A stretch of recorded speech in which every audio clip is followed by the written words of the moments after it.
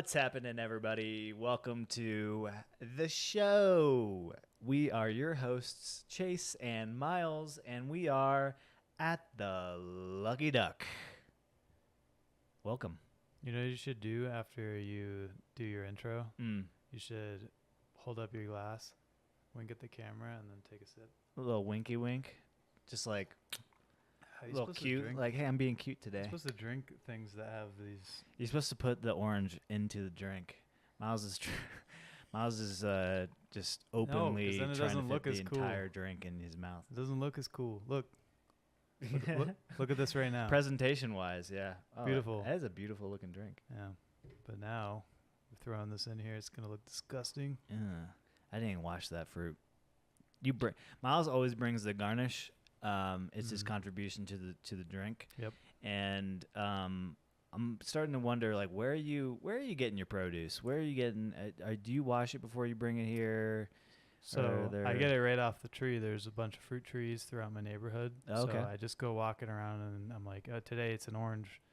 Did you steal this orange? Did you? Well, it's community. So community based. Yeah, it's like anyone's allowed to.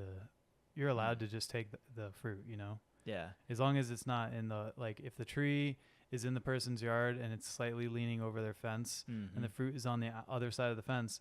You're like on the side that's not their property. You're allowed to grab the fruit. Oh yeah, if it hangs, I wonder how people resolve those issues. If it is hanging over, this seems like a Curb Your Enthusiasm episode where Larry goes over and picks the orange because it's hanging on his side of the fence, and then his neighbor gets angry. Yada yada. Yeah, it's a common problem. I have seen. I recently saw this video. It was like a doorbell footage, and in front of the patio, front doorstep, they have like a chili plant. They have a couple plants, but they're like bearing fruit. And they caught their neighbor. She's like 70-something years old, sneaking over and picking like the little chilies off of their plant. And she picked like all of them. Like, what? Yeah. Oh my God. And then she's like turns to walk away. Because like the resident opens the door, is like, ma'am, and she like grabs the plastic bag that she threw the chilies into. He's like, you can't just like steal. You're stealing my peppers. Like I waited all season for these peppers, and and they were like big, like nice looking peppers. But I just couldn't believe like the nerve of some people. Yeah. Like in your neighbors of all people. They saw it happening. Yeah. As it was, and they confronted her. Yeah, it's one of those Ring doorbells. Did she give him the peppers back? Yeah, she didn't really like have much to say about it. She kind of was just like, yeah, and like turned and walked away. Oh my God. Caught red-handed. That's so weird. The nerve on some people. Yeah, you know? That's awkward. I think So I that would is- just kill my neighbor. So, yeah. but rat poison in her water. Trespassing. It's like when you have that coworker that steals your food from the fridge. Yeah. You know, when it's like clearly labeled your food. Right. Is that a real thing? Do people really do that? I wondered because like. Have you ever had that problem? No, I've never had it happen. But I feel like But you've done it to definitely. other people. I have. It's me. I'm You're guilty. the problem. I'm the problem. I'm the guy that's Yeah. I feel stealing. like I've heard people talk about that. Like I've heard people say that it's happened to them, but I don't know. It never happened to me when I worked in an office. Yeah. It's never happened to you, and it might just be a myth. Like it might just be a TV thing. I will say though, if you keep snacks in your office, my boss, the like CEO, president, founder, he'll like come in and like if he's hungry and because he comes in on the weekends or he'll stay late, like he's like always at the office. He's just like he just grinds and like. He's hungry and he needs a snack. Like he'll find just a snack. go in He'll find a snack. your office. Yeah. He came in once. I was like Monday, and he's like, "Man, you don't have any snacks in there." I'm like, "How do you know that?" Like, You went through all your drawers. he's like, "I'll sneak a couple snacks, from here." Carrie doesn't have any snacks either. She's like, "It's the office behind me." I'm like, "Okay, good to know. Good. I'll stock up. What are your favorite snacks so I know what to stock my office." So now you need to put a little bit of poison in one of them. The fuck no, Teach him dude. a lesson. I You know need what I mean? him to stay alive. You need him. You can't He kill your signed my boss. paychecks, Okay, yo. fine. But my neighbor, I mean, a little laxatives, or Yeah. like Or drill a hole into their water pipe that goes into the house. Put a little poison in there. 70 years old. She's old anyway. By the way, people, we are not suggesting you poison your neighbors, Unless they've stolen but your steal back. Yeah, I feel like that's fair to say. Right. If So you somebody's could steal like her back. blood pressure medication. Yeah, Miles is going deep. He's like, I'm just trying to find a way to kill this. No, Be innocent. You're like, oh, I thought it was Advil. yeah, that's true. Cops. That's a good point. You need an alibi. Yeah. Speaking of, before we get into this next segment, what are we drinking today, Miles? We haven't discussed this. Yeah, I mean, everybody knows what we're drinking, and if you don't know what we're drinking, then I don't know, probably you wouldn't want to watch this podcast. Yeah. So, also for you listeners who haven't seen what we're drinking, today it comes from the homeland. Where does it come from? Italy, right? Italy. Can you guess it? Have you guessed it? It starts with an A, then a P. It has the word spritz in it. Yeah, that's right. Aperol spritz. Cheers. Cheers. It has ours have oranges in it. Not everybody serves it with an orange if they're not fresh. You gotta do the orange. These are pretty tasty. These are pretty tasty. It's an Aperol spritz if I've ever had one. What is the flavor of Aperol actually? Is it is it an orange flavor?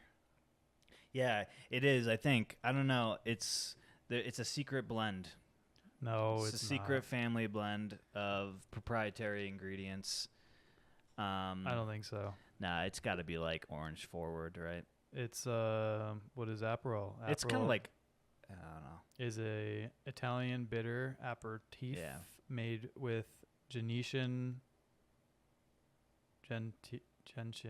What is that? What are we talking about? This is a plant. It's a purple plant. Oh, shit. No way. It's made with a purple plant. Okay. Rhubarb and cinchona.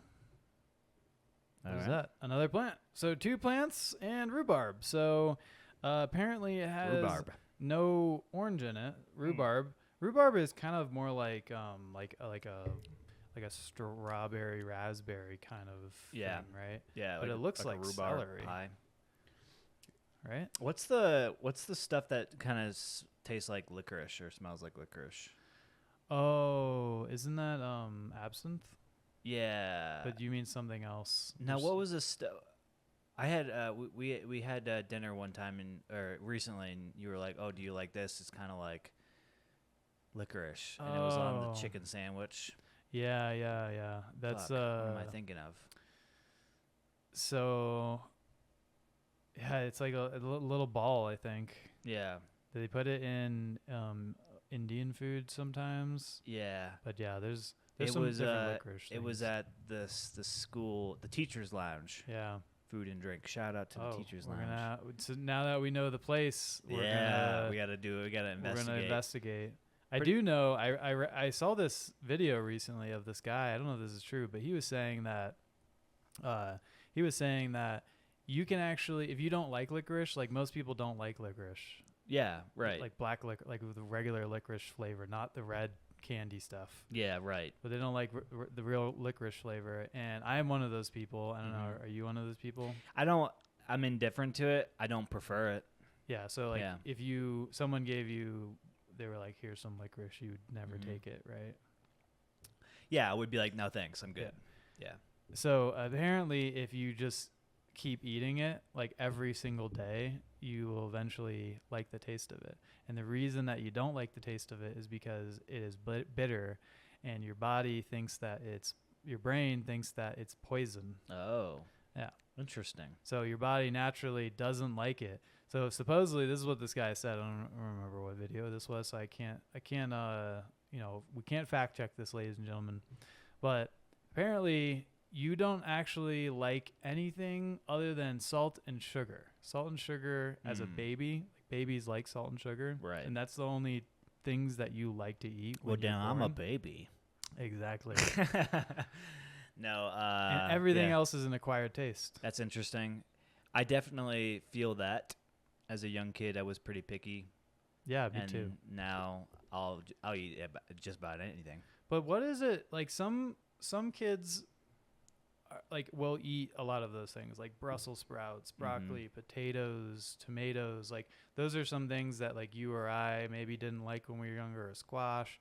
But some kids I think actually will eat those things. Is it because their parents were feeding it to them before they like were able to think, I don't like that just because I don't like the way it looks or feels in my mouth or something? Yeah, there's so many different factors when it comes to food consumption and our preferences. I mean, yeah, the way it looks, the way it smells, obviously the way it tastes, right? And so there's the combination of those three things. I also think there's probably like a prenatal thing. You know, some people will say, "Oh, I ate a lot of this when I was pregnant with you, and so that's why you like that." I don't know the science behind that. I don't know if that's like there's a correlation between prenatal diet and like food preference as a kid / person. So if you're pregnant, just eat everything. Yeah, eat it all. Eat it all. Just do it. And you might want to eat a little bit of human just in case your kid goes hiking one day, gets stuck in the woods, other people around him, one of them dies off, and he needs to eat the human. You don't want to put him in a situation where he's going to not eat it and then die. That and licorice. Fennel. Fennel is the ingredient. That was it. Yeah. Fennel. Yeah. Not something that you typically pick up from the supermarket. I would not. But yeah, I learned that. I mean, I've had fennel before. I recognize the ingredient. Couldn't say what it tastes like by itself, but when you told me, oh, it kind of tastes like licorice. Do you like licorice? And I was like, I don't know, I guess. You know what also tastes like licorice? Absinthe. I think you mentioned that earlier. Yeah, so actually, so anise, like star anise or whatever. Yeah, we've got some of those in the back of the bar. Exactly. So it's also licorice tasting and is one of, or actually, yeah, I think anise, or maybe it's fennel, is one of the primary ingredients of absinthe. Yeah. And that's what gives absinthe that flavor. Yeah. It's I have those because we made it like a spiced fall. I want to say it was for Thanksgiving, a drink for that, and that was like the garnish. That and cinnamon sticks, because those two pair well. No, it was good. It was tasty. So it's anise and fennel are both in absinthe, so that's why it tastes horrible. Yeah, I feel like it's definitely like the more you drink it, the better it gets. Yeah. Also, you like if you do it the like traditional way of drinking absinthe, it does like water it down and add a sugar component to it. So it's a little bit sweet. Yeah. In fact, you should pull up so that people can see. We'll pull up on the screen. By the way, if you're watching, good for you. If you're listening, you may be a little missing out. I have it. But yeah, there's this little spoon. Oh my God. Our brother Ethan is trying to FaceTime us. Not today. Not today. Only because he failed us as an intern. Yeah. Anyway, so the proper way to consume absinthe, if it's not like in a mixed drink, which like I don't know many like mixed drinks that have absinthe. There definitely is, but we've never made one.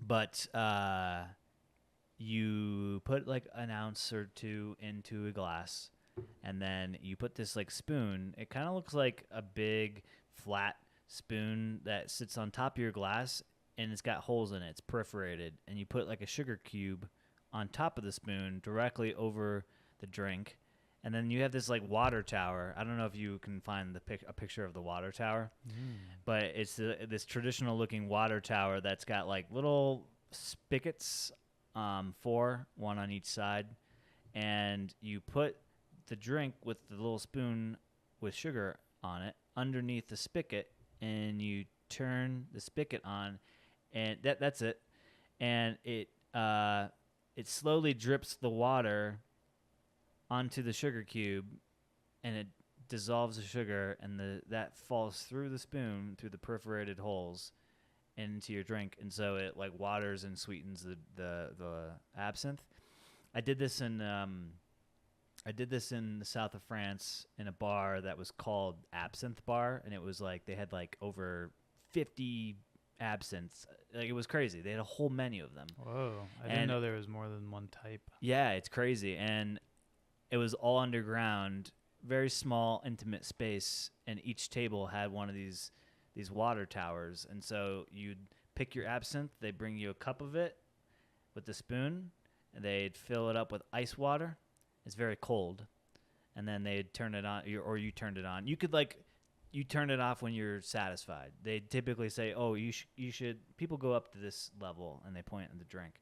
I don't know how many ounces or Interesting. milliliters. Yeah, it actually looks really appetizing. So like if you look at just the absinthe by itself, it's kind of like a grassy green, like a translucent grassy green. Yeah. Darker green. It's like almost like a neon looking. Yeah. And then when you green. look at what it looks like when the sugar cube and water has gotten into it, it looks more like a glow in the dark green. Yeah. Right? Like those stars you put on your ceiling. Yeah. And actually it looks kind of tasty. Like a fluorescent type of green. Yeah. It was. I got to say, I liked it. I enjoyed it. I almost wanted to get another one, but we were pressed for time. Damn. Yeah. Well, if you're in the Good south stuff. of France, like I will be one day, I'm going to get it. You better get it. You guys got to get it. Gotta get it. So, what I was saying before the Aperol Spritz conversation, mm-hmm. you know the Scott Peterson trial? Do you know who that is? He was accused and convicted of killing his wife and his unborn child.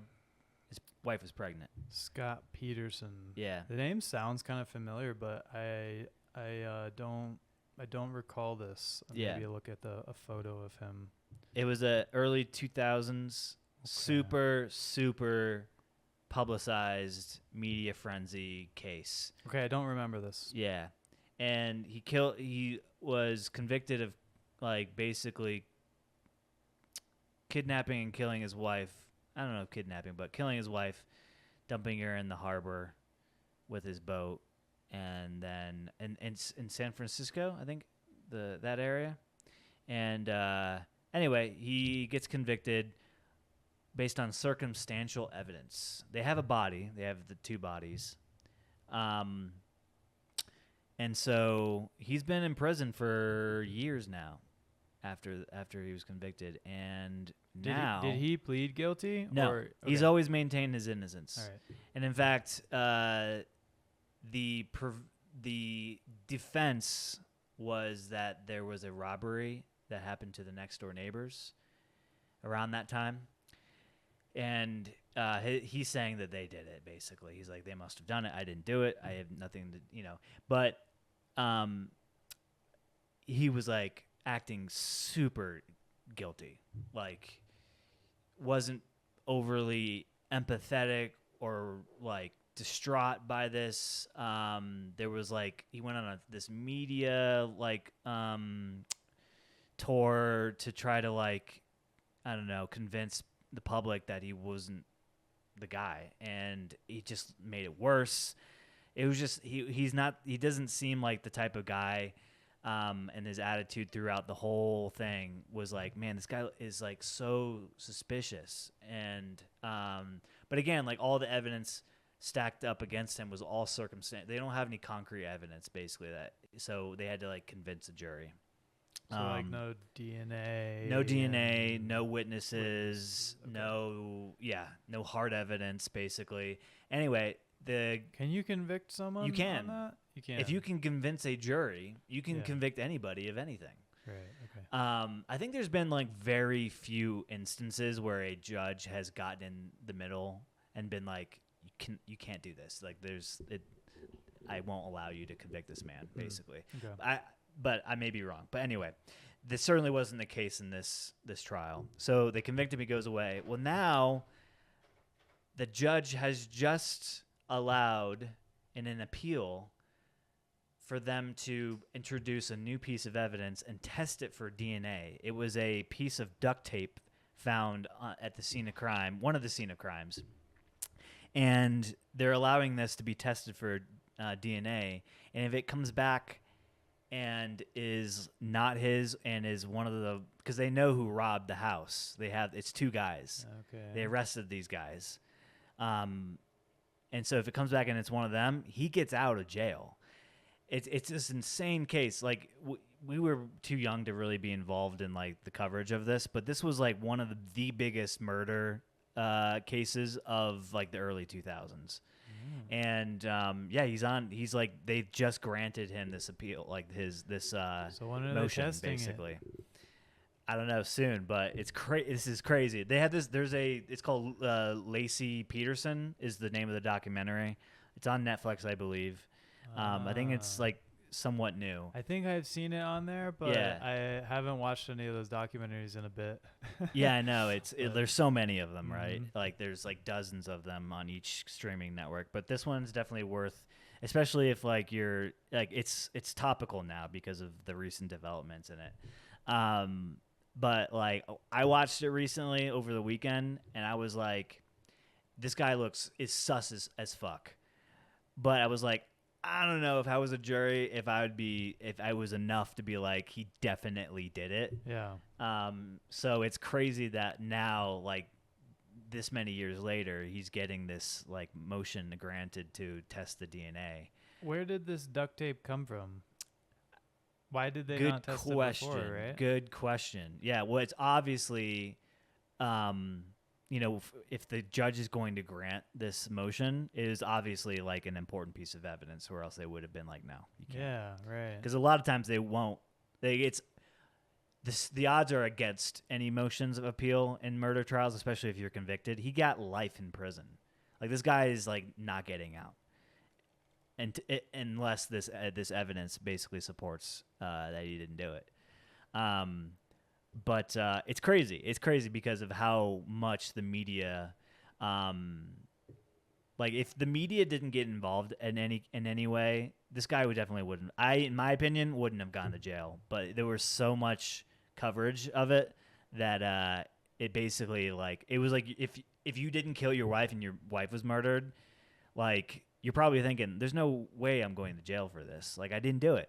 But then the media starts talking, and suddenly they're, like, basically framing you as this, like, sociopathic, like, murderer husband. You're like, fuck, like, I'm screwed now. Like, in my opinion, that's kind of how it was. This guy is, like, it seems like he seems kind of sociopathic, the way he was, like, dealing with this whole thing. A lot of times he was, like, smiling when he shouldn't have. You're like, that's super distasteful. Yeah. Like, read the room. But at the same time, you're like, what if you can't help it? You know? What is it's very coincidental that, like, you know what I mean? He, like, fits the profile. It's super weird. It's like people who kill their wives, they are weird. Yeah. Well, here's the kicker. He was having an affair. That was, like, it was basically like the linchpin in the case. They were like, okay, he's having an affair. Obviously, wanted to kill his wife. Yeah.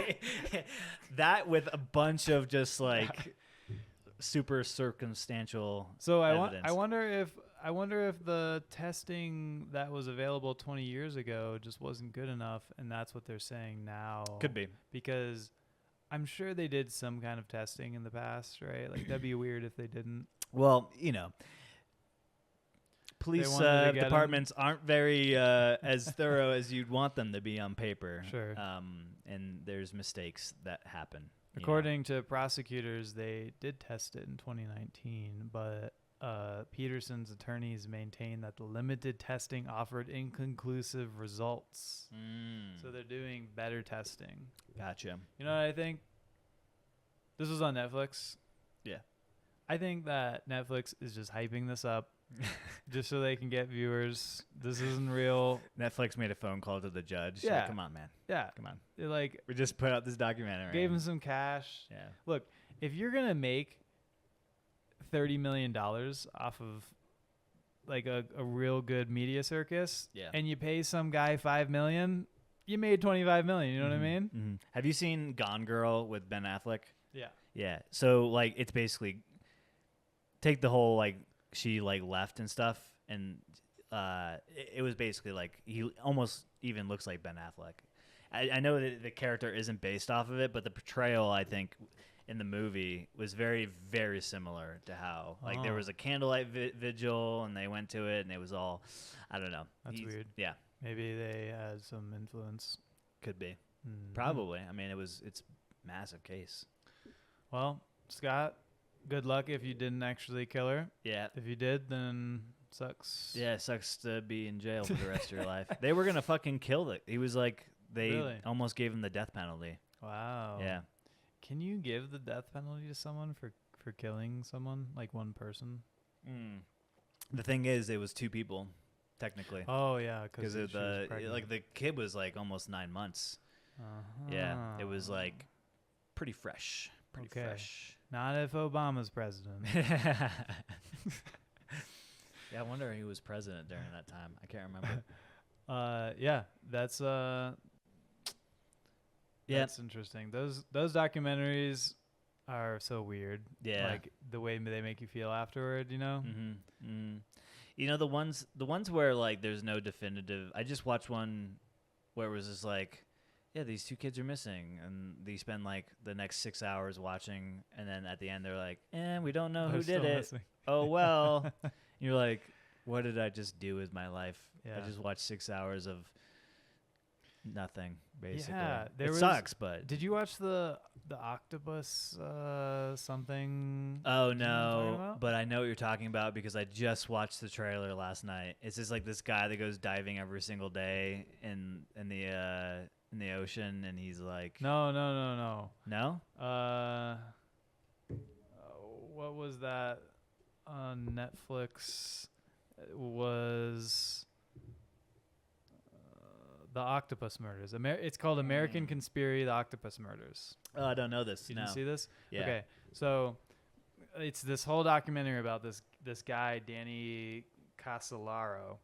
He's a journalist. I believe that was who it was in the show. He's a journalist who like found out something, like this huge thing about like the government and like people in the government and all these conspiracies about like it goes back to like Ronald Reagan and like things he did to become president, and like the people who are like in the CIA who are like running all these crazy things in America. Sure. And he dies. Like it was called a suicide, but Was it a car wreck? I don't remember what it was. Oh, okay. It might have been, or a gunshot wound maybe, but it was like, it looked like a suicide, but everyone around him was like, why would he kill himself? Like he wasn't mentally unstable. Like he loved life. He was having a good time. He was like on the edge of this case. All these things, like his family, his friends, obviously know that like people can still do that. But this was like their point of view, is like, there's no way he would have killed himself. Somebody killed him because he was on this crazy case. Yeah. And so this journalist goes and like revisits it basically and tries to find out what Danny knew. And he talks to these basically nut jobs, who tell him all these stories about people and like the connections that Danny was making and whatnot. And in the end, it's basically just like, yeah, we don't know, like they're probably just crazy, and he probably killed himself. But they don't find anything else out, and you get to the end of it and you're thinking to yourself, God damn it, what did I do? I just listened to some guy talk about a conspiracy theory for whatever, however many I guess hours. if that's your thing, you're into conspiracy theories, then it would be worth your time. That's true. But like, for the normal guy or gal, Yeah. I don't know if it's a good use of your time. It's not. Yeah. I would take it back if I. I would take it if I back. could. There's so many instances of that where you have this like guy who's on to something, or somebody tells him something that he shouldn't have heard, and then suddenly he's dead like 2 weeks later. Right. Looking at you, Bill Clinton. Epstein. Hillary Clinton. Yeah, Hillary. We know what you're How doing. many people have to die, Hillary? How many people have to die to cover up your dirty secrets? Do you think she actually killed anyone? Not her, but No, had not someone her. Killed? Oh, yeah. Really? I think the odds are more in favor that Her? the You think her? Clintons have killed people than not have killed people. Really? Yeah. I think so. Like directly, not indirectly. Obviously. Indirectly. Like policy and stuff. Oh no. Yeah. I know what you mean. But they were yeah. like, we need to kill. Take care of this. Epstein. Take care of this issue, and then You think take so? care of it. Really? Yes. Interesting. Absolutely. You know how powerful Like, that family do is? you think every major, like Trump, do you think he's done something like that? I don't know. Biden, I don't know. I don't know enough about Trump in his presidency. the Bush family. Probably. No, yeah. I mean, they did do 9/11. I at some point, yeah, you're like, I don't know. I don't know, man. But there was this. I can't remember the name of the guy, but he like some colonel or commander told him something he wasn't supposed to hear, and then like 2 weeks later, like his car was like wrapped around a tree, like he hit at going like over 100 miles an hour, and they were like, "That's weird. Yeah. Why would he do that?" Mm. And so they think that it was tampered with. What if he told him like, "Hey, aliens are real," and he was like really, really Catholic? Just saying. And he was like, "I can't live with knowing that aliens are real because it just destroys my entire belief system." Yeah. Wasn't Trump supposed to tell us everything? Wasn't he supposed to be the like aliens. the whole JFK? That was the thing, though. He and was the like, "If I get aliens? reelected in 2020, I will Yeah. tell you those things," and he didn't, so we didn't get to learn them. Even if That's the only reason I voted for him. Even if he did get reelected and he like told us some weird stuff, I probably wouldn't believe him. I just don't believe anything that guy says. Yeah. Like he's so untrustworthy at He'd this have point. some political gain for it. Yeah, well, I think he's allowed to do that. Is he allowed to do that? He's allowed to do anything, right? Yeah, technically, like when you're president, you have full immunity, so you can. Well, they just decided that, whatever you right? want. Unless it's Yeah. not Has to just be presidential duty. Yeah, it has to but be- that would be yeah. presidential duty. You could just say like, there's make an excuse exact. for That's the anything. thing. That's what people were worried about with that ruling was that you could make just about anything a presidential Right. sort of duty or Really weird, right? write an executive order and suddenly it's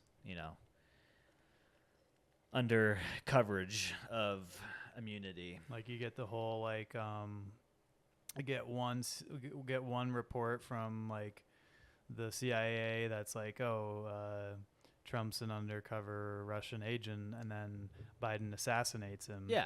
And he's like, he Yeah, was yeah. an undercover agent. The yeah. CIA said so. Yeah, exactly. Oh, we're gonna throw Nancy Pelosi in prison because she's or detain her because we have She lied We about- we have information suggesting that she may be a traitor to the United States. She is, guys. At some point, though, you do have to like back that up. Yeah, you have to back it up. Yeah. Otherwise, you could just get impeached. Yeah, exactly. That's the thing. But with such a split government, it's hard to do that. Yeah, they won't impeach you. Yeah. Oh well. Party over the people, I guess, is the latest thing. But It's like a king. Like, couldn't a king do that? The king could just keep being king. I'm pretty sure a king is like basically a dictator. Like it's similar. It's like if they didn't like what the king did, they would just kill the king. Yeah, And then someone else would be king. So Yeah. it's like the same. I've The seen Game president of can do Thrones. anything they want. Okay, I know how this works. The president can do anything he wants, and when they don't like what he did, they just replace him. Yeah. It's Like there's no basically- rules. There's a monarchy. Yeah, that's what Mm. that's called. Yeah. Oh wait, is monarchy when the church? No, it's like when you have a king. Yeah. king, like Oh the yeah. royal So what is family. it when like the church is the head of the state? Patriarch? No, I wanted to say patriarchy, Oh. but that's just a buzzword that people use these days. Fighting the patriarchy, man. Let's see. You know who would have something like that? The Vatican City, right? That's a country, right? Mm-hmm. So they have a theocratic, absolute elective monarchy. Theocratic Yeah. monarchy. Right. Absolute. That's basically like religious dictator. Theocratic absolute monarchy. Yeah. So absolute monarchy is a form of monarchy in which the sovereign is the sole source of political power, Yeah. unconstrained. So like they can do anything they want. There's no checks and balances. They can make any rule. And so they're just a religious absolute monarchy. Yeah. But they're elected. Like Yes. in some places like Saudi Arabia, I think Mm-hmm. it's like family, Yeah. right? It's like your kid or whatever. Yeah. In the Vatican, it's like you're elected, and then once you're elected, you can do whatever you want. Yeah. How does it work with like dictatorships too? Is it the dictator has to appoint his replacement? So like, what would be the difference between a monarchy and a Monarchy whoever's- isn't that like there's like a royal family type of thing, and a dictatorship is just like one Well, not guy. necessarily, because the Vatican has a monarchy, but it's not a family; they're elected. Yeah. So like North Korea. North Korea, that is the Democratic Republic of North Korea. So Oh yeah, obviously right. We call them Democratic Republic. dictatorships. They were like, no, it's cool. It's a democracy. Everybody wanted this. So let's see. A dictatorship involves a single leader who exercises absolute control over the state, often without the consent of the governed, while monarchy refers to a form of government where a monarch rules, usually inheriting their position. Inheritance. So like the monarch is the only difference is they have the title of king, queen, or emperor, apparently. Mm-hmm. So it's like the same thing. It's just one has a title, king, queen, or emperor. Oh, okay. Gotcha. That's what this is basically saying. That's what I'm getting out of this. Maybe it's not really true. what about like Cuba? Cuba? Cuba like had a dictator, right? Right? Yeah. Castro? Yeah. I think it was considered Fidel? a dictatorship, right?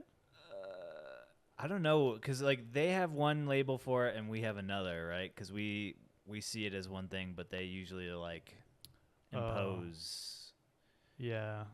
So, yeah, you're right. They have a socialist political system. Right. So it's defined as a single-party Marxist-Leninist socialist republic with semi-presidential powers. It's totally working right now.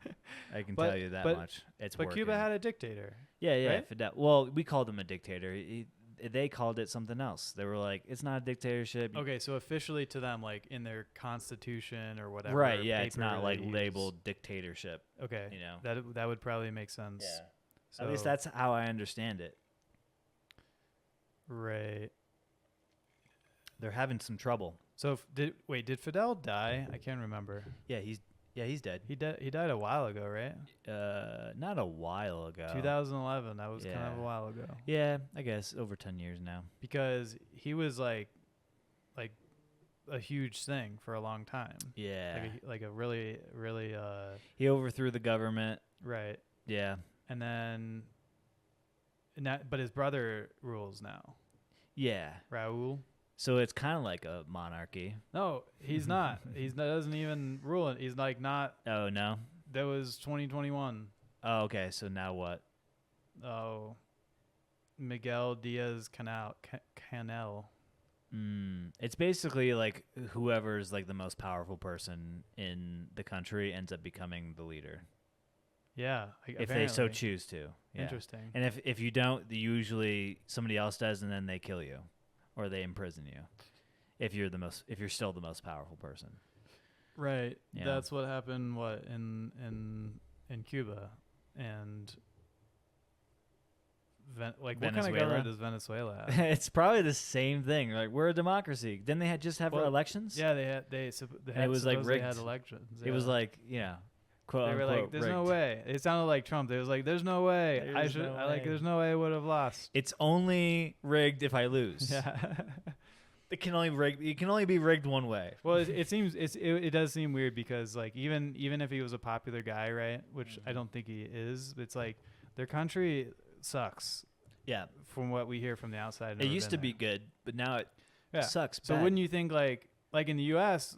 when like it goes from kind of sucking to like a little more sucking, people are like, "Oh my God, Biden or Trump is the worst like president ever." Like, Yeah. look what they did to the economy, right? And like the economy is pretty similar to how it was the 4 years prior to that. Yeah. And people are like, "We need a new president." Well, like Venezuela went from like being okay to like people not being able to eat anymore. Yeah. So you would Big think that bad. they'd want someone else to be ruling their country now. You would think. And yeah, when you have an oppressed people, the working class of your country is basically put in a box. Right. You don't really have much of a choice, because then it's just the rich class rules and the military rules, right? Yeah. It's kind of interesting because wasn't there some deal they had? They were like, okay, if we hold elections, the U.S. would do something. They'd lift some kind of sanctions, let them sell oil again, maybe, or something like yeah. that. We went into a deep dive on Venezuela like We did 2 seasons ago. Oh yeah, Yeah, that's right. it's so much has changed. Yeah. Well, so they did those elections, but they're supposedly rigged, and I find it super hard to believe that, like, the things you hear that the U.S. intelligence knew about in like Russia or like what other country in the U.S., North Korea, China, but we don't know if they were rigged or not. Come on, we know that they were rigged.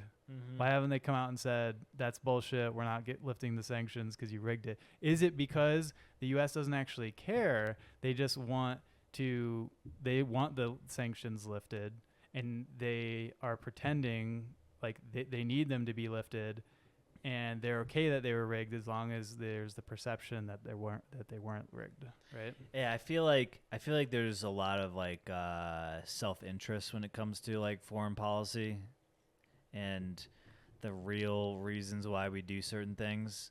You know, like I'm sure like North Korea has done some heinous things, but I'm sure they have good reason to not like us. The same way Russia, has probably good reason not to like us. We probably haven't kept up our end of the bargain on some things, or, Right. but I think it's been, I don't know. The more I hear about it, I'm like, man, are we the bad guys? No, we do bad things, but we're definitely not the bad guys. Come on. Yeah. Come on. Yeah. I mean, I always love those moments in movies or whatever. They're like, are we the bad guys? Yeah. Yeah, you have to look at that sometimes, especially when you hear perspectives from other people in other countries or whatever. But also, like, you look at it for more than just the last like 10 or 20 years. Yeah. And you look at like what the US has done, or what other countries, not just the US, but like much older countries have done historically. Yeah. Or like how their country has been run, and like they are the good guys. That doesn't mean they always did the right thing. Yeah. Like Germany has a pretty bad track record, I'd say, with like doing bad things. You know what I mean? But like in general, they're also like I would consider the good guys right now. Yeah, right. You know what I mean? Yeah. They've turned a new leaf. Right. But like Russia has had a really long history of not being the good guys. Yeah, right. Yeah. And like and colonizing other countries and meddling in other countries and going to war. And so it may not be that what the information we get about like the current war, Ukraine and Russia, is totally accurate, and maybe Ukraine was instigating. I don't even know because I don't know the whole history of that, but probably more likely Russia is being a piece of shit, or the Russian government is being a piece of shit. Yeah. I think regardless of who was right and who was wrong, because there's always two sides to the story, I think what you hear Vladimir Putin telling the Russian people is just probably flat out lies. Like he said, there's like Nazis, and that's why we're like invading. Right. He's like, that's just a lie. Like that's just untrue. I mean, I'm sure there's Nazis. Yeah, no like doubt. Everywhere. There's Nazis everywhere. Yeah. But is it a big of enough problem that we had to invade an entire country with tanks? And also, are there really that many Jewish people in Russia? I don't like why Nazis? Why didn't he say like oh, there's terrorists Yeah, in Ukraine. Right. Well, even worse, there's terrorist Nazis. Yeah. Okay, Nazis aren't terrorists. Nazi Come on. terrorists. They're just vile murderers. They're creating terror. What are you talking about? Yeah, but like if you listen to him enough, you'll hear him lie a lot. Yeah.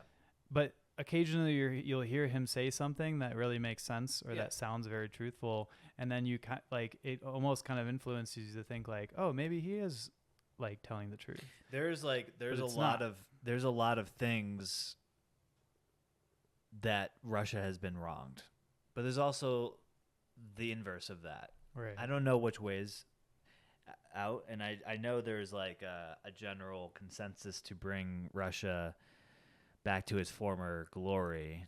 Yeah. Why do they do that? Because it's like a weight on his shoulder for some reason. You know He's what I like mean? also like an institutional man, right? Didn't he make his career in the KGB? Yeah, for sure. I mean, I get It's like, he's like a nationalist. he's definitely a nationalist. That's his thing. Like, I don't understand why the rest of Russia supports it, because like I think acts as a dictator, but that's not what Russia's government is. And so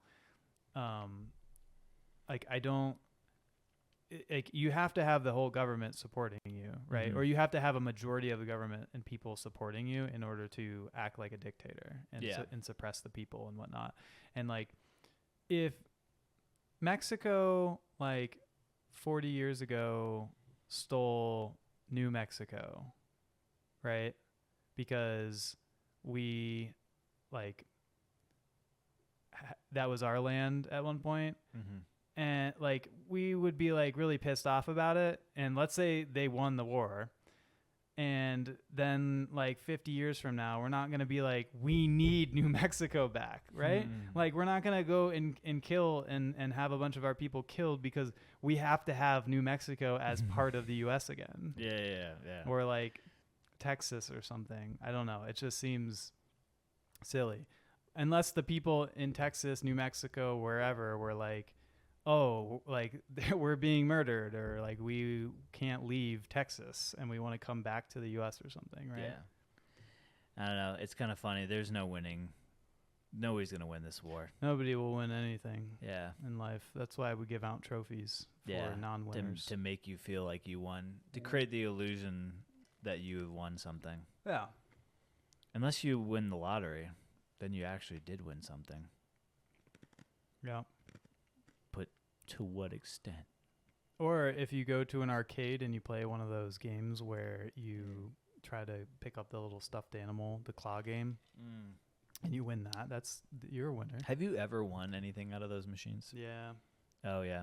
I mean, so there's so many different types of them. There's the one that used to be at CC's Pizza that was the candy claw game. Oh, yeah, and you'd win like every time. You'd win every time. Yeah. I mean, you might spend $25 for a pixie stick. Yeah. But you'd win. I'm talking about like the big plush toy ones. You know, I've won smaller ones. Yeah. I don't believe in the big ones. I just don't believe that the claw can get it. I know. Every heavy. time you try it, it's just like, it's like the most limp. Like it's almost like if you sat on your hand for too long and now you can't have any control over it, and it just like falls on the plush and just like. Yeah, it is basically that. It's just like, even if it was this like really strong, it'd just be like. Yeah, that's so true. I seen the keys that push the product out and then it drops. So somebody who like owns one like did a whole breakdown video of it. It's like a scam basically. So like I'll give this as an example. Every 100 attempts, it will issue a prize. Or it will give you like an honest like. So it's like a slot chance machine at actually winning it. Yeah, it's almost. So you can't win on skill, on like being. Yeah, accurate. you can't win lose. those. You can't. There's certain games where you just can't. Okay. No matter how good you are, you won't be able to get it. I wonder if the claw games are like that too, or if they're really just based on weight and position. Like every 100 turns, like it actually has. It grabs it. Yeah. Imagine you watch it go down and it pulls it up, and you're like, "What the fuck?" Yeah, I want to buy one just so I can have the satisfaction of winning. You know. Buy a claw game. Yeah, buy a claw game. And rig it to where you get it every time. Yeah. Did you go when you were in Japan to one of those Oh, yeah. claw arcades? Oh yeah. Yeah, I spent a lot of money in there and didn't get anything. Yeah, no, I think I won something. I can't remember what I won though. Yeah. They were fun because there's so many of them. They're engineered to like grab your attention and make Yeah. it seem so exciting to play and win and stuff. You know what was also fun there? That's kind of like machine, like the what do you call those little things you put a quarter in and you spin it and you get something out? Oh yeah, it's just like a prize vending machine. Yeah. They have those areas where they have like hundreds of them, and there's the little sets. Like some of them are just like little figures. Some of them it's like you get parts of like a little kitchen or a farm or something. Yeah. And I don't know what it is. I was so fascinated by those. Not that I got a bunch of them or anything, but I just loved looking at all of them. I know. You're like, why? And all of it's junk. Yeah, it is junk. All of it. Like, There's nothing in there that's anywhere. that's like actually useful. It's all just stupid plastic shit. Yeah.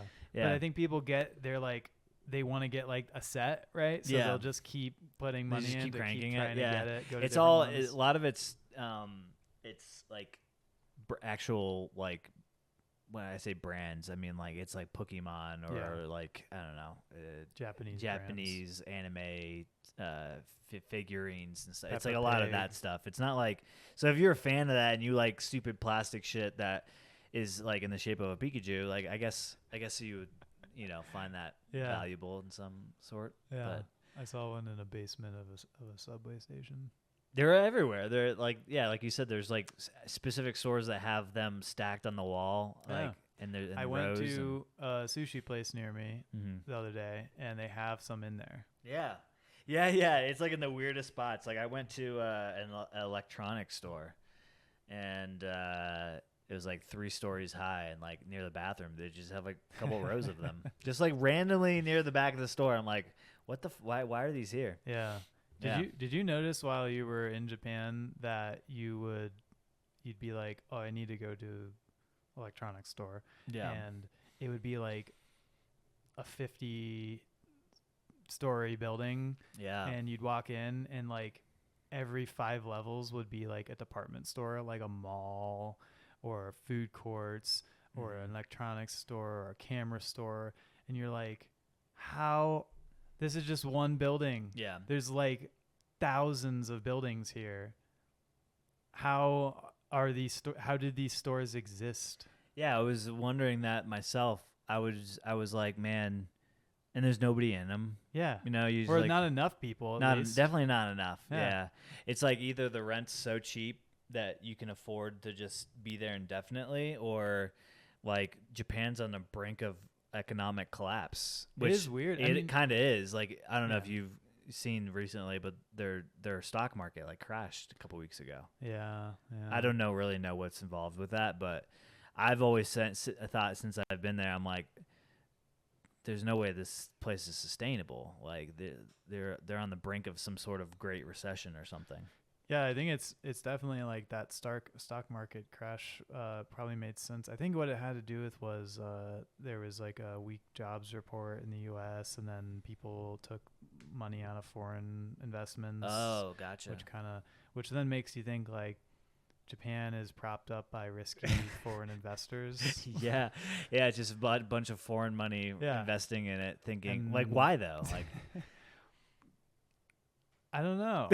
Because they need somewhere to put their monny, I guess. I guess they were like, the yen, the Japanese yen is a good buy right now. I'll just buy a bunch of it. I wonder if like maybe those people, those people with lots of money who are investing in those, like the people who run funds and stuff, maybe haven't been to Japan and seen what it's like. Yeah. I mean, Japan is really, really cool and it works in ways, but like the whole store thing, like we were just pointing out, that's like a weird crack in the society, it seems. Yeah, it's like one of those, it seemed like it used to be servicing the public, where people would go, but it's almost like people haven't, like online commerce hasn't like it. I know it has, but it almost seems like when you go there, like, oh, online commerce hasn't been invented here yet. Yeah. Or it just got invented and they're still trying to hold on, and they're at the tipping point. Did you notice that like every Japanese website you went to was really shitty and old looking? It's really bad. Yeah.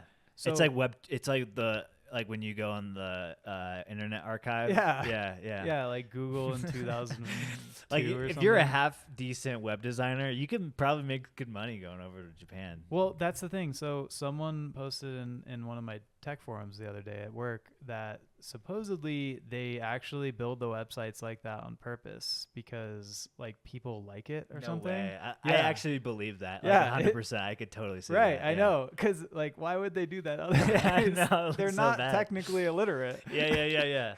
They just don't have a appreciation for Web 2.0. Yeah, I guess. I don't know. It's super, super weird. But yeah, it's like you go to Tokyo and there is a lot of technology. It's not like it's anything super advanced nowadays, at least. I feel like it was. Yeah. Like I feel like the portrayal of Japan from the American point of view over the last 3 decades, or I wouldn't count this decade, but the previous decades it was like super advanced technologies everywhere, especially Tokyo specifically. I think like in a couple years they'd have hover cars flying around, right? You know, but you know, because they had they had the old Gundam robot thing. I don't know. It was like that was a whole big thing. They loved their robots. Right.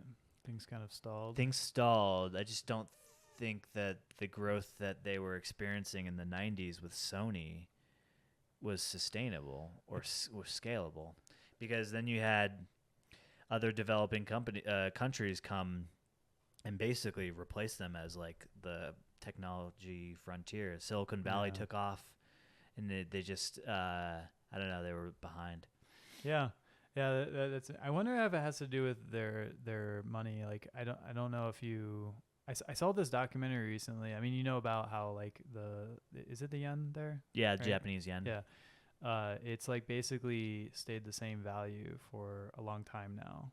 And that's why it's a good value relative to most other currencies, because like the US dollar has inflated, like worse recently, but just in general, it's supposed to inflate. Like currencies are supposed to be worth less, but more, right? Yeah.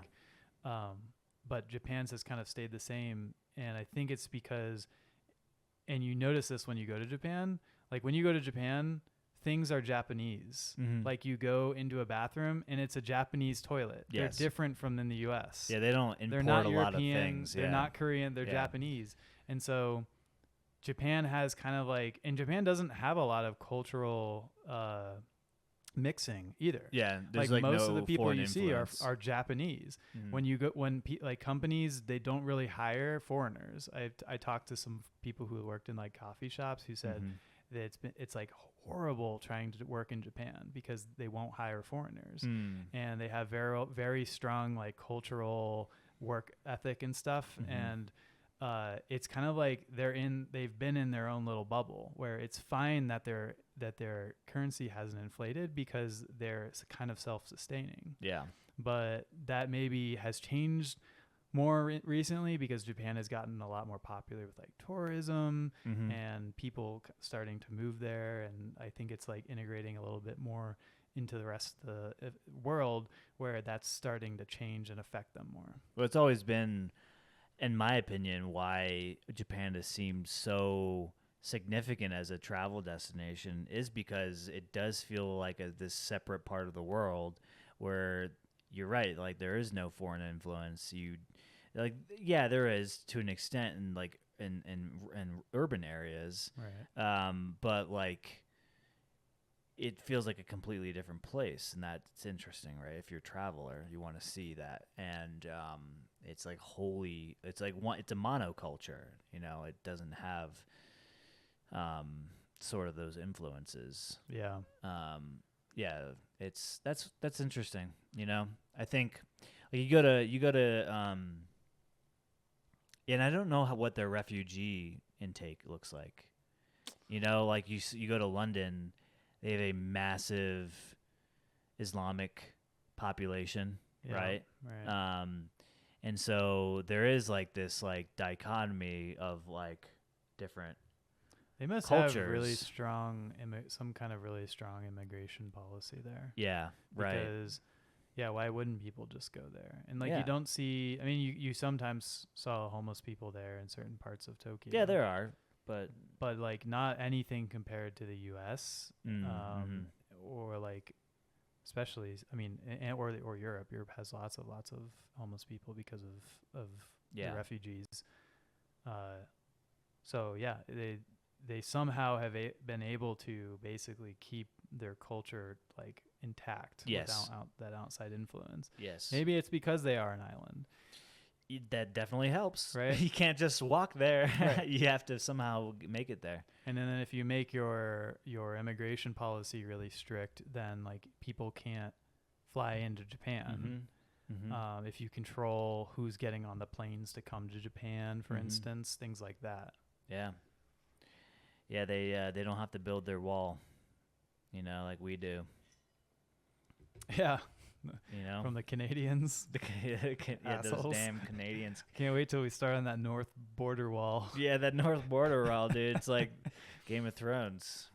Winter's coming. Those damn Canadians. All the Canada lets all the terrorists, and then the terrorists come from the north border. Everyone thinks they're coming from Mexico. Yeah. Why would they come from Mexico? That's the obvious choice. So obvious. If I was a terrorist, that would be the last place I would want to come. Literally, you fly into Canada. Okay, they'll let you in. They let anybody in. They need people, and then you go into the whatever that's called ice fields of Canada, into the middle, down central through Montana. Through the Montana, dude. I got it. I didn't realize how big Montana is. Oh yeah, it's huge. Oh, it's so big. Yeah. I was looking at a map the other day, and I was like, "Yo, Montana is like twice the size of Colorado." It seems like right? Nobody's there either. Right. Untapped. That's the thing. I was talking to a coworker, and they were like, "I'm gonna buy a piece of land around Lake Michigan," and I was like, "Why?" And they were like, "Because when it gets too hot, it's northern enough to like basically not be as hot, and when we run out of water, inevitably there's Lake Michigan, we can just drink that water." And I was like, "Yo, you're kind of right, honestly. Yeah. It's a fucking massive lake." That's so funny. Yeah, Alaska's pretty similar like that. You can buy land in Alaska like super, super cheap. It was like some guy was telling me that you can get in a really, really small town. It's not like anywhere near Anchorage, or in Anchorage, not really that big either, but like 40 acres for like $20,000. Yeah. Yeah, if like you homestead it and stuff. Yeah. Yeah, they want you to. Yeah, and then you know what they do? They pay you to live there. Yeah. They have the oil pipelines, and if you have residency in Alaska, they fucking pay you. Yeah. But That's then you crazy. got to live out in the bumfuck of nowhere. Well, yeah, never see but anybody. you don't do that till later. When you don't want to see anybody when it gets ever. too warm. Oh, true. And you need that. There's plenty of water up there. All that glacial water. I bought cheap. I bought cheap back in 2024. Yeah, it's like, I bought cheap. My great grandfather bought cheap, and then Russia took it. Yeah, then Russia took it back. So, Alaska is the total land area of Alaska is 145,000 square miles. Yeah. So 145,000 square miles. And we're going to look up Colorado, which is 104,000. So it's about 40,000 square miles more. Yeah, so it's big. what? Yeah. 40% larger, if I'm doing that math correct. Yeah, I think so. I think you're right about that. What about Montana? Montana, is that Wyoming and Montana? Yeah. Montana? But yeah, like what, I don't know, what do people, it's just farms, right? Is it farms? Is it too cold Montana? there? Yeah, it's just farms, right? What's in Montana? So So I know there's the Rocky Mountains that go into the West Montana. That's where like Glacier and the northern part of like Yellowstone would be. What is the rest of Montana? I don't know. I heard it's absolutely gorgeous out there, though. I mean, from a wild nature. So is that true for the rest of Montana besides the pretty part that like I the just mountainous, described? the mountainous Yeah. part. Yeah, the mountains make everything better. Well, what's on the other part? Just flat dumbass land. Yeah, because that's what North Dakota is, right? Yeah, flat dumbass Like that's land. why people are like North Dakota. I don't know. I haven't been to North Dakota. I'm not saying anything bad about it. Yeah, but yeah. what people describe is never go to North Dakota. There's nothing good there. Nothing. I highly doubt that. There's good stuff in every place. Yeah, but I think that's what people say stuff. in general. Less good stuff in North Dakota. Yeah. Yeah. Flat. I think windy, cold. Yeah. Yeah. Montana in the winters is like pretty brutal. Like you have to know what you're doing. You could die. Yeah. Alaska's that way too, but like we're talking like proper United States proper. Like I don't know about how brutal it is. The elevation's higher in Montana than it is in North Dakota, I'd have to imagine, because of the Rockies, right? I would think so. Yeah. So it's getting a little colder and windier. Right.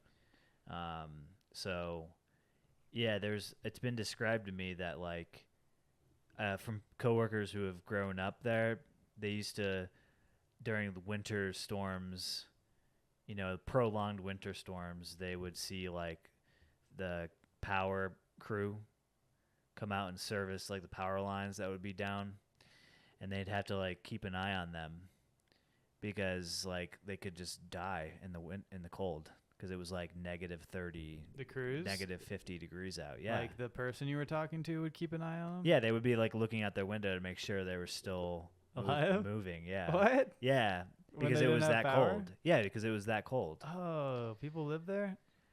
Yeah.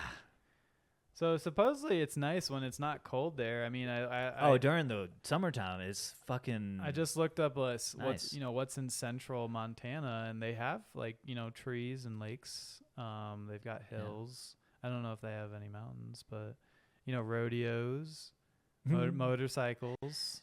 It is an interesting place. Seems untapped. Could be the next Colorado. Yeah. They don't have a big city though. That's the thing. It's also like, did you ever see that YouTube video on why Wyoming didn't become popular like Colorado did? Oh no. The main reason is because, number one, the federal government owns a very large portion of Wyoming. Why? Conservation, I think. Sure. I want to say. Yeah. Like Yellowstone. No, and other reasons. I can't remember why, but they own natural a lot resources, of it. probably. Maybe, Let's just be oil, honest. things like that. Yeah. The other reason is because it's like super windy there and not very pleasant. It's like not a good place to live. Oh, dude, I'd be scared. I don't like the wind. You don't like the wind. I fucking hate the wind. Yeah, it's Montana or Wyoming is a really, really windy place, and you'll notice that when you go there. It's not necessarily going to be windy when you're there. Like if you go over to Grand Tetons, for instance, that's in Wyoming. It's not that bad there. But I think out on the plains and stuff, because a lot of Wyoming is just flat. You have kind of West Wyoming where you have Tetons, up more in North Yellowstone, which is a really amazing, beautiful place. And that's where you find like massive mansions, all the wealthy people trying to get their tax break because there's no income tax there, and you don't actually have to live there, and you can claim like residency. The rest of Wyoming is like very, very flat. They have some other locations where they've got some mountains, like there's the Green River Valley, I think it's called, and then the White Mountains, a couple pretty areas, but it's pretty brutal land. And yeah, that's kind of why Wyoming never took off, and probably never will. I mean, because that shit's not going away. Yeah, they can't like just plug the window. You can't just plug it up. Yeah, get a fan and blow it. Yeah. Just massive fans. There's got to be a lot of wind farms out there, then, huh? I would think so. I would think so. Yeah. Unless they're like, that's for liberal sissies. Yeah, which they might say that, but also maybe I don't know, maybe transferring that power. Yeah, I don't know how that works. Yeah, because maybe they don't have the demand for it right as much. But Cheyenne is like 2.5 hours, 2 hours away, right? It's North not too of Denver. far. Yeah. So I've always wanted to visit that. I don't know if it's worth a visit. Like, what the hell is in Cheyenne? Laramie is a pretty cute little place. Have you ever been there? I've never been to Wyoming. So it's not far from, maybe like an hour and a half or so, and Really? you can be there. Yeah, it's closer than Cheyenne, so it's Oh. it's kind of like to me it seems a little bit like Fort Collins. Yeah. It's kind of like a little bit like a college town. It's smaller. It's got some neat restaurants and cafes and stuff. Mm. It's a neat place to go if you're looking to visit kind of like a small town in Wyoming. Mm-hmm. So that's, to me, the only places I've really been in Wyoming, aside from driving through the very boring, plainy parts of it, is going kind of like from the south side to the west. Okay, gotcha. Yeah. I did drive once. I went from Yellowstone up into Montana and then down into Wyoming, and it was really pretty. There were really, really pretty parts of it. How the plains, like, it's very hilly actually, but not a place I would want to live because there's nothing out there, just farms. Yeah. And farms and farms and farms. Yeah. There's probably some guy in Wyoming listening going, nuh-uh, Yeah. it's cool here. It is cool. You haven't been. Losers. Can't say. Yeah, exactly. It's cool state. It reminds me a little bit of like West Virginia or something. West Virginia is kind of like another cool state that people don't really think about. Appalachia. Yeah. It's there was some statistic West Virginia is like there's no city in West Virginia that has more than 45,000 people in it. And when you think about that, yeah, that's like, intense. The size of Denver, Colorado Springs, Grand Junction, and the median income is like really low. Yeah. There's people do say like West Virginia is also extremely shitty. There's really bad parts of it.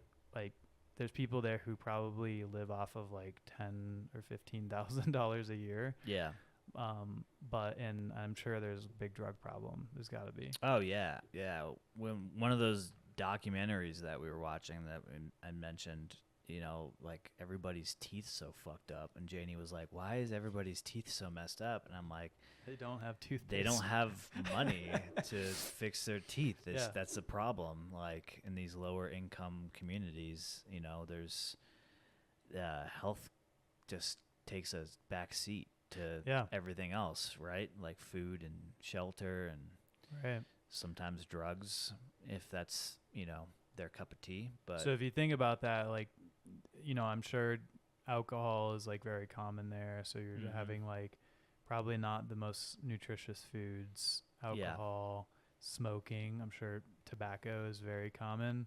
Yeah, those people whose health is going to be horrible if you're not going to the doctor and doing things to keep up with that. It's terribly crazy to jettison out of that community, like to get escape velocity to remove yourself, because a lot of those places, I feel like, do you know anybody from West Virginia? Like, not for the people you've talked to. Yeah, exactly. Yeah. It's like, I feel like if you grew up there, you sort of stay there. Yeah. And that's sort of that small town capture effect, you know, where you just can't get out. Yeah, and maybe that, like, there's probably a lot of those people living in West Virginia are okay with that. They may like there. Listen, I'm not saying it's a terrible place to live and it's not beautiful there. There's probably some really great redeeming qualities to West Virginia. Yeah, it's a really pretty place. Yeah. I've been there several times in the past, but I got to go there again like last year or the year before, and we explored some really small towns, and it was like I never expected to go to West Virginia, small tiny town, and find like a very artistic scene. You know what I mean? Where there's like music, like a musician from New York or something coming in, like from on the road, playing like jazz, you know, and you're like going to that one night, and then there's like art stores and things like that. Like, never thought I would find that in West Virginia, and I did. And really nice people who actually came from other places in the U.S. too. And Well, that's like the gentrification process, right? Yeah, maybe. Low Yeah. income neighborhoods usually support artists, and then it become cool because the art made it cool, and then people want to other move people there, and now suddenly you have higher income residents moving in, and it Right. prices the neighbors out, and there's major improvements because taxes money comes in from higher incomes and yada yada. I mean, that's like the whole thing, right? Is that a good thing or bad thing? I think there's Um, conflicting views, right? There are conflicting views. I haven't heard much of a meaningful discussion surrounding that. You know, I think there's been a lot of like areas in Denver that have improved through that process. You know, like Rhino being one, although, you know, there's probably some residents there that don't love the idea of having to pay more property taxes because suddenly your house is doubled, tripled in value. Yeah. So I know that's a big, you know, financial downside to that whole thing. Right. So that's what someone was once telling me as like a pro to gentrification was, well, the people who owned the land there like made out well.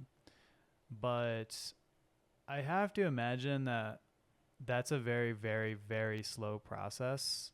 Oh yeah, it takes like decades. Yeah. And so probably the people are they're not going to be making $1 million off the lot that they like their family owned for years. You know, it's probably going to be worth more than it might have been in another shitty area of the city or something. But Yeah. and also like a lot of those people probably also didn't own their homes. They were probably rented.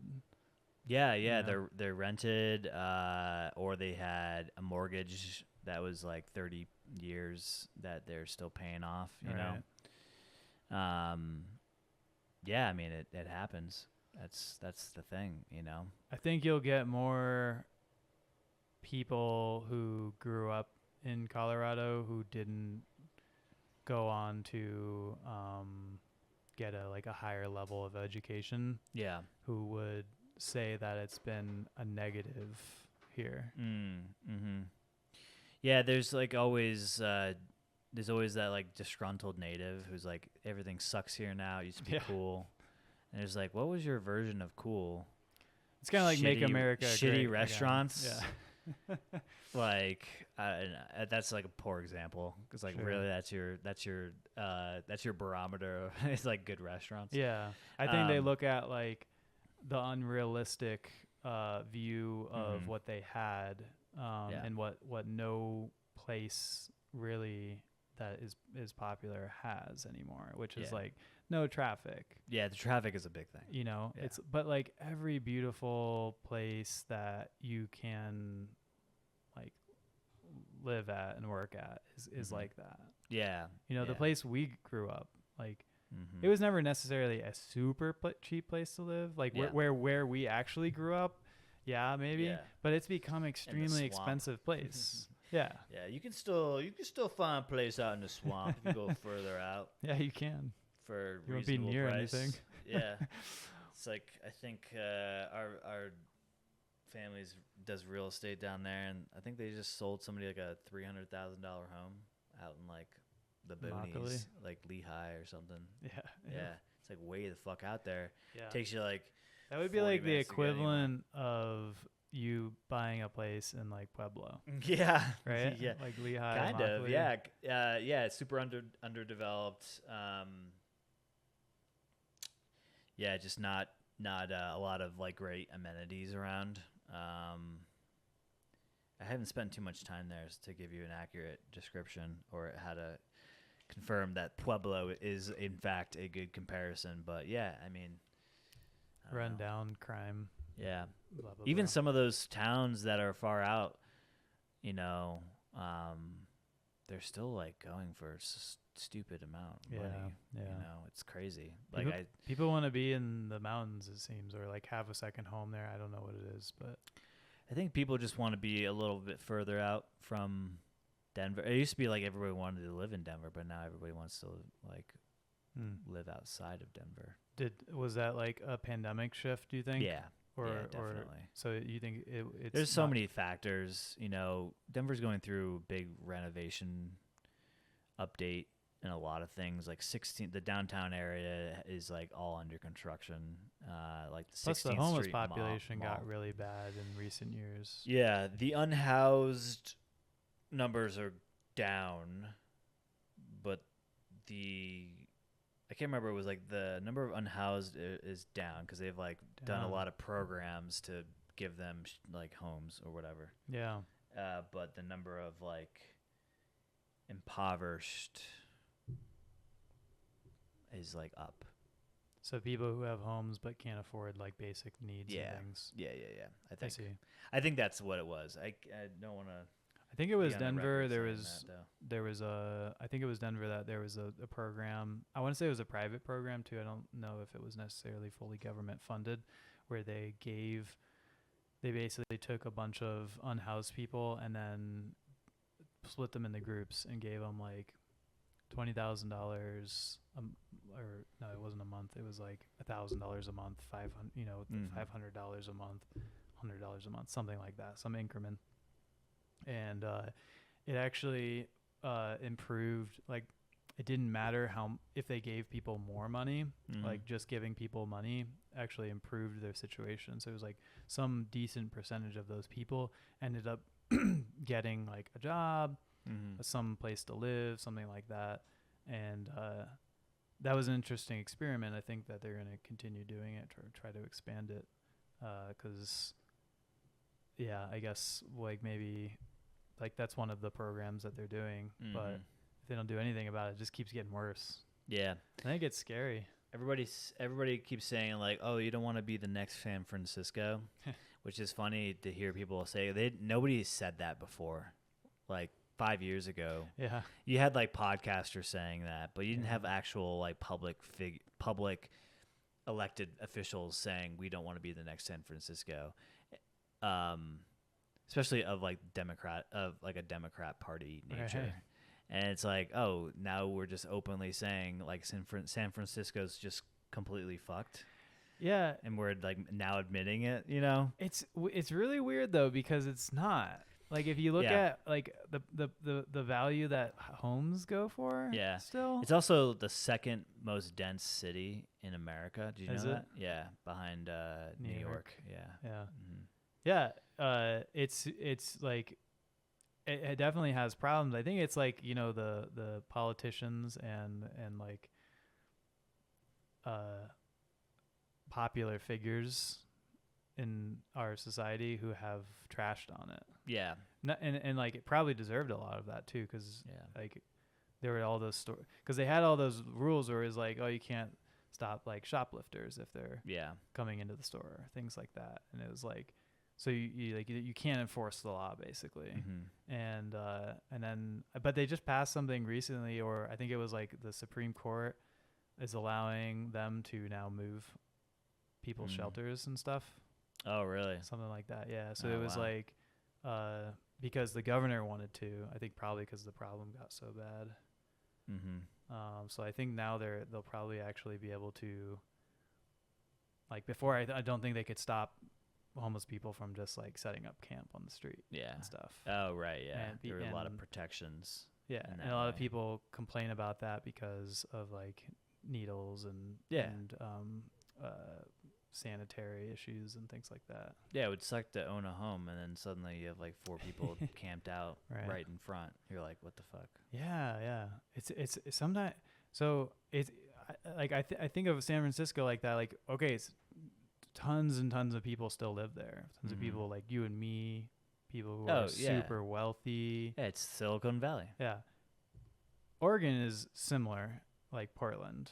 Portland also has like a lot of wealthy, well-educated people. And I remember once walking in Portland in like a really nice area, and there was like I think he was dead, and they were like, like police had come by the time, like we had seen him, and then some police and ambulance and stuff had come, but like there were homeless people that smelled like pee. Yeah. And I'm like, I'm eating my ice cream, like walking down the sidewalk, like Yeah. in a place that would be anywhere else really nice. Yeah, yeah, yeah. And this is the atmosphere. People just kind of got used to it, I think. Yeah, Portland, Seattle. Seattle was really bad when I visited a few years ago. But I think a lot of tents. Portland, I think, also used to be like a super dangerous city in the past. Portland, I think so. Yeah. Albuquerque. Albuquerque. Yeah, they got a problem. Yeah, it is also funny. like top 10 most dangerous places. Albuquerque And Salt Lake City. Did you know this? Salt Lake City is the 6th most dangerous place to live in the United States. No. Yes, more crime per capita in Salt Lake City than most cities in the United States. That's so hard to believe. Right? Google it right now if you don't believe me. Oh my God. Yeah, I looked it up because we were doing some research. I think Janie's parents, my wife, wanted to move there to live, and I was just curious, like looking up different Wikipedia articles on it, and it was like the 6th most dangerous place, city. So this could have changed since you looked, but this is like or it depends what you were looking at. U.S. News. This is U.S. News is 2024, 2025, and they are number 13. Number 13. Okay, yeah. So like Denver still pretty surprising. is above them, number 10. Yeah. What is number 1? Let's see. Is it San Francisco? L.A. maybe. Memphis. I could believe that. Memphis. Yeah. You ever been to Memphis? Yeah, I've driven through it. Yeah, I remember going there like 10 years ago, and you would walk in, and I had never experienced this before. I would walk into CVS or something, like random one, not in like the center of the city, and like there's like police just guarding the CVS. Yeah, you're like, what? I was like, why do you need this? Yeah, you know? And like that's a pretty common thing nowadays. Like you see that all over Vegas and oh whatnot, yeah, especially down in the Fremont. But in Memphis, I like had never seen that before, and it's not like I had not traveled ever before. But yeah, I remember I think you were there where we went to Belize. And we were taking a bus from the port to do this like tubing expedition adventure thing. And on the way, we were driving through the city. I don't remember where in Belize, but all the banks had armed like they look like armed military personnel guarding it, and you're just like, what the fuck? Yeah, that's how Guatemala was. Not the banks, just anywhere. Like every place they would have a guy standing there with a shotgun. Super weird. That's intimidating. Yeah, you weren't not in the real touristy areas, but pretty much anywhere else. Right. Yeah. Because it's like you get just robbed like in daylight, and nobody's gonna stop you. I know Mexico is pretty common for that. Like resorts have their own securities and I would when you go to like Cancun, you're driving from the airport to like where you're going, you're like, oh man, like there's some spots where you probably shouldn't go. Oh, no doubt. Yeah. Yeah. Like I wouldn't get out of the car. Yeah, just like take me to the resort, open the gates, close them behind me, and we're good. Yeah, for sure. So people shit on San Francisco. Yeah, they do. And it's become like a pretty political thing, I feel like. It's the poster child for how not to run a city, it seems. Right. At least that's how they've like portrayed it, yeah. Yeah. But But they don't do anything about it because they're so rich there. It's like everything's like they have so much money. So on this list for 2024, it's the 20th most dangerous place. Yeah. Do you want to know some of the other ones? Yeah. That are more dangerous than that? Yeah. Memphis. Definitely. St. Louis. Detroit. Birmingham. Little Rock. Arkansas. New Orleans, Cleveland, Kansas City, Myrtle Beach, Denver, Minneapolis, Milwaukee, Salt Lake City, Springfield. A lot of places that are not run by Democrats. Yeah. Right? Yeah. Yeah, Salt Lake is Republican, right? Probably because of the Mormons. Yeah. I would think so. But Denver, but their state's run by the state is. Well, yeah, Denver is not one of those, for instance. Not all of the ones I listed off are, but Yeah, it's funny how it become how like they look like people look at like New York, the most populated city in the U.S. Also, is this data based on violent crimes or crimes or like, you know, Yeah. like there's a distinction of how you like rank the city, right? I'm sure. What number did they want to cherry pick? Yeah, I think it's some kind of crime rate, like probably just overall crime rate, not necessarily violent. So maybe Salt Lake City was number 6 on like the violent crime, which was so weird. I mean, Salt Lake City's downtown area was not like I felt pretty safe there. It's not like the safest place I've ever felt. There's anything. some like not so great parts to it. Sure.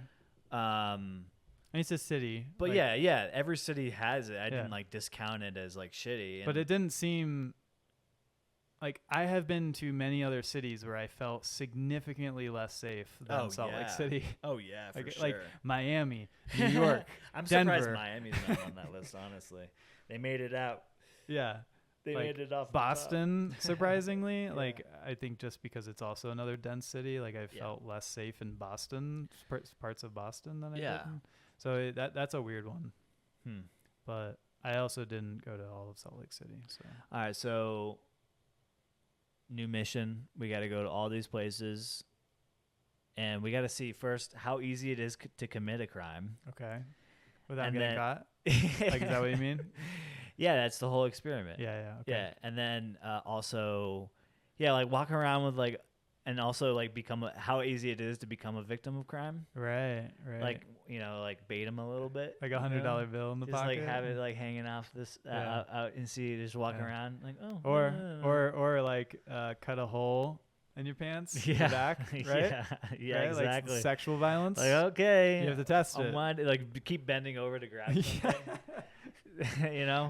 And then we'll compile the data and we'll do our own. That's how you do independent research, people. Yeah, independent. You got to go out there and do some crimes and have some crimes committed on you. What's the crime that we have to commit to?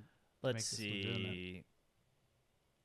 Because it can't be something that's that. I don't want to hurt anybody. Yeah, you don't want to hurt anybody. No, you don't want to be one of those people.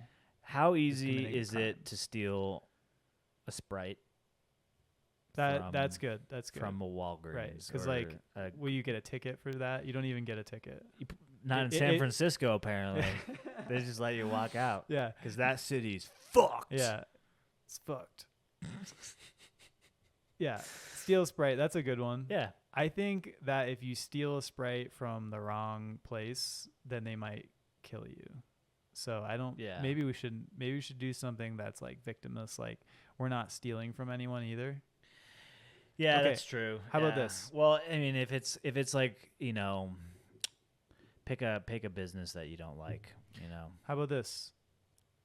Are you allowed to take a shit on the street? Like, are you allowed to just shit on the street? I don't think so. Probably some places. You think San Francisco? There's a lot of. I heard there's a lot of poop there. You can do. It's free. It's America. That's where America actually exists. Yeah. And just the ideology, the whole thing of America currently is free. Alive. It's free there. Like you can do anything you want. You are the most free. Grand Theft Auto, San Francisco, same thing. Oh, right? It kind of rhymes. Yeah.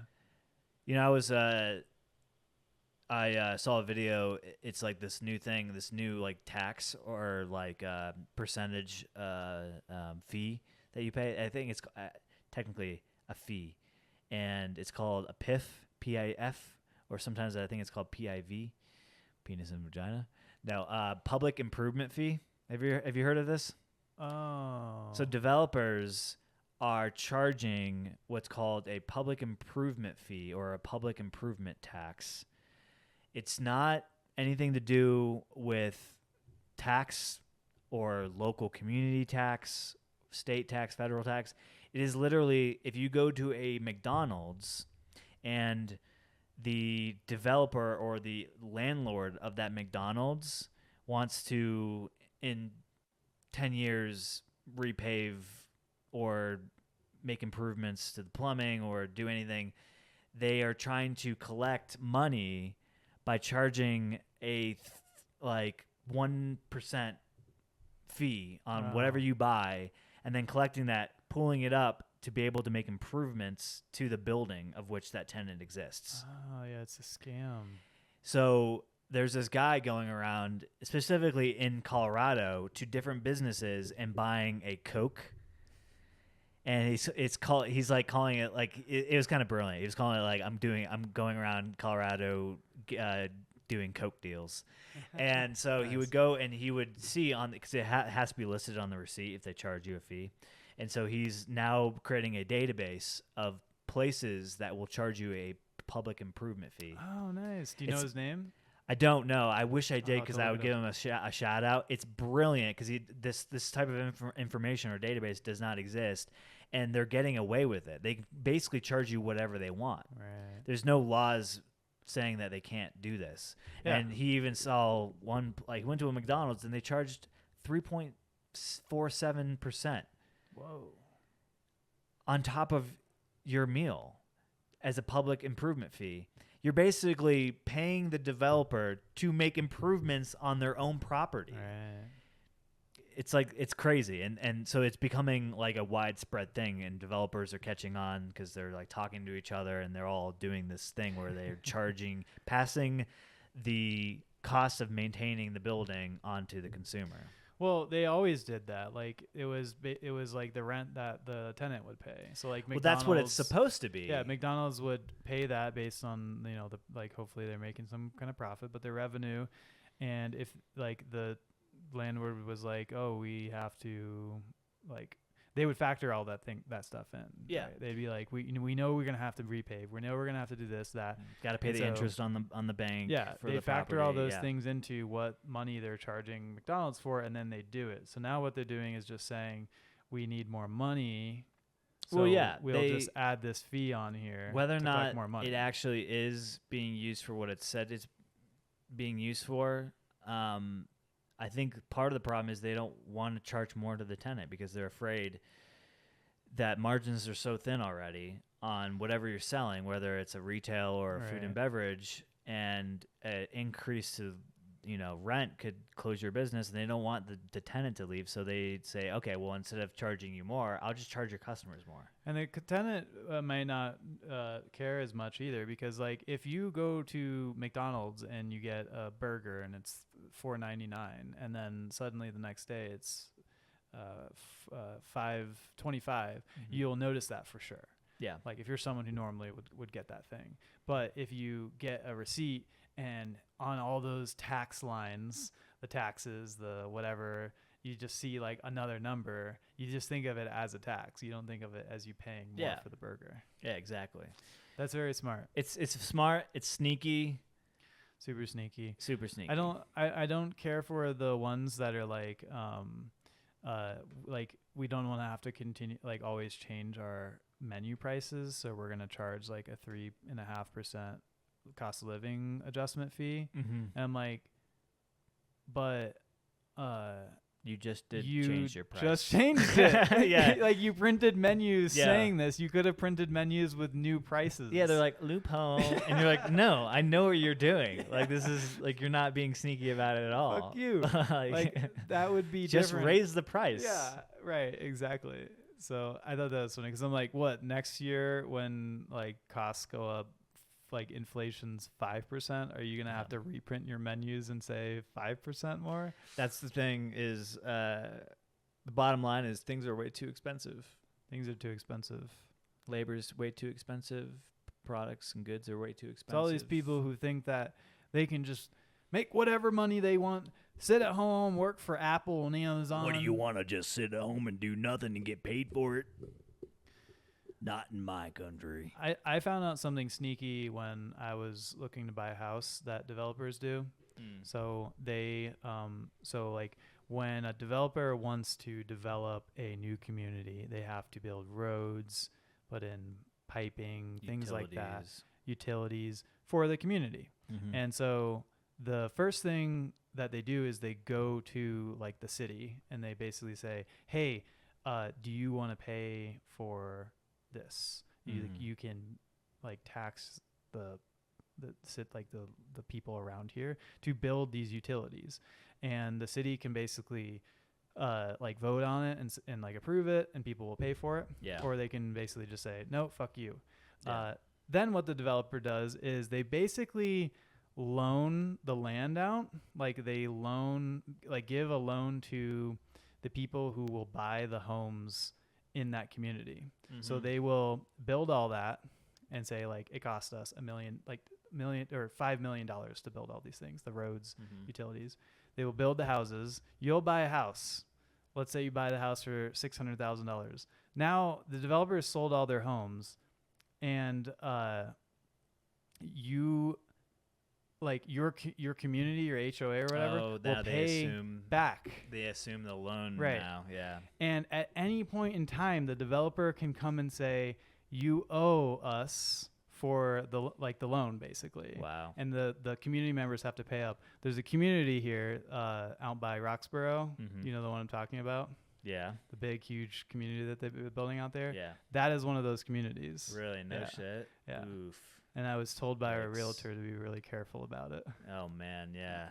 Yeah. Read the fine print. Yeah. Interesting. Or have a good realtor who knows what they're doing. Yeah. Yeah. Imagine like that's so shitty. You're like, you think you know what you're paying like for your land or for your house, right? And then you find out that you actually don't. Like you still owe for all the things around it. Suddenly now your HOA's in delinquency, right? Because they can't pay the money. They don't have enough reserves, and now you're paying like $400 a month in HOA fees. Yeah, and it's probably fine for a while until like I don't know, there's a financial crisis and developers interest need rates their go money up back because they didn't get a fixed rate on the utility loan. They got a variable rate. Yeah, yeah, like the government. The government. We're looking at you, Jerome Powell. Yeah, Jerome. Change the interest rates. Cut the rates. Put them down. Cut the rates. Put down the rates. Take them out the pasture. What? Yeah. Take them out to the train tracks. All right, this is a good point to end the show. If you're listening still, thank you for sticking around. Thanks for supporting independent podcasters such as us. And if you're so inclined, hit that like button, rate us. That's how we get to other people. If we're on the charts, if we're reviewed high, 5 stars on Spotify, we get to see our show on indexes, and people can find our show easier. So help us grow by giving us one of those rave reviews. Yep, you're welcome for the entertainment. Yeah, you're welcome. Yep. We're here for just you guys, And if you guys want to watch YouTube, subscribe to us on there. Instagram, where you can find out how to make an Aperol Spritz if you're interested in that kind of thing. And until next time, adios.